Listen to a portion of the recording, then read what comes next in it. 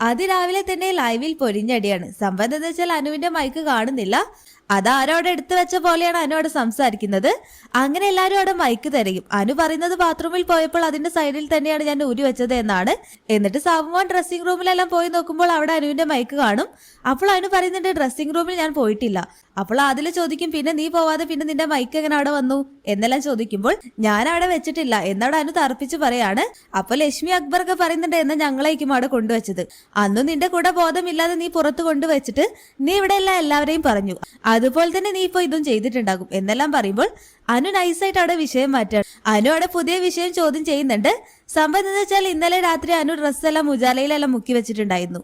ഇന്ന് രാവിലെ ലക്ഷ്മി ബാത്റൂമിൽ പോയപ്പോൾ അനുവിന്റെ ഡ്രസ്സ് എടുത്തുകൊണ്ട് താഴ്ത്തിട്ടു. അങ്ങനെ അത് കണ്ട അനുമോൾ ഇപ്പോൾ അതവിടെ ചോദ്യം ചെയ്യുന്നുണ്ട്. അപ്പോൾ ലക്ഷ്മി പറയും ഉജാലയിലാണെങ്കിലും എന്താണെങ്കിലും ഒരു 5-10 മിനിറ്റ് മുക്കി വെച്ചിട്ട് അത് എടുത്ത് കഴുകിയിട്ടോളണം. ഇവിടെ ബാക്കിയുള്ളവർക്ക് ബക്കറ്റ് വേണ്ടേ? അപ്പോൾ അനു പറയുന്നുണ്ട് എല്ലാവരും മനുഷ്യരല്ലേ, അപ്പോൾ അത് കണ്ടിട്ടുണ്ടെങ്കിൽ ഒന്ന് പറഞ്ഞാൽ പോരെ, അല്ലാതെ അതെല്ലാം താഴ്ത്തിയിട്ടാണ് വേണ്ടത്. അപ്പൊ സാബുമൻ ഷാനവാസ് ഒക്കെ പറയുന്നുണ്ട് അനു ഇങ്ങനെ വല്ല പണിയും ചെയ്യുന്നുണ്ടെങ്കിൽ അത് രാവിലെ നീട്ട് ചെയ്തോളണം.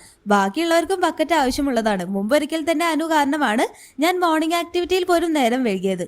ഇനി അങ്ങനെ കണ്ടാൽ തുണി പുറത്താവും കിടക്കുക എന്നെല്ലാം കട്ടകൽപ്പിൽ പറയുന്ന ഷാനവാസിനെ എല്ലാമാണ് ലൈവിൽ കാണിക്കുന്നത്. എന്തായാലും ലൈവിൽ ഇപ്പോൾ പൊരിഞ്ഞടിയാണ്.